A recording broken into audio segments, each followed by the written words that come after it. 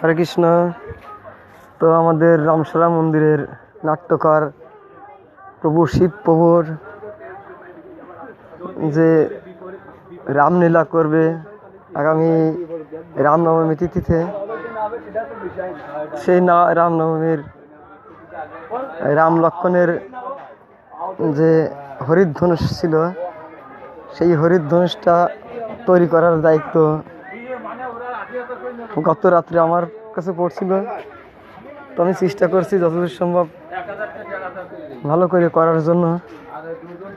সবচেয়ে বড় কথা, দেবগৌর প্রভু চাইছে যে দেউলির ভক্তরাই যেন এটা করে, আর সেটাই হচ্ছে দেউলির ভক্ত দিয়ে করতে চাইছে।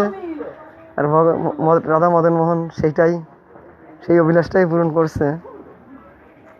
তো জানি না শিব প্রভু এই রামলীলায় কি ভূমিকায় আছে, কারণ আমরা দেখছি গৌরাঙ্গ লীলায় শিব প্রভু গৌরাঙ্গ দেব থাকেন।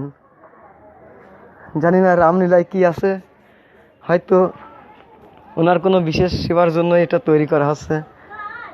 তো আপনারা সবাই আশীর্বাদ করুন আমাকে, যেন এরকম শুদ্ধ ভক্তদের ছোটোখাটো কোনো সেবায় আমি সহযোগিতা করতে পারি।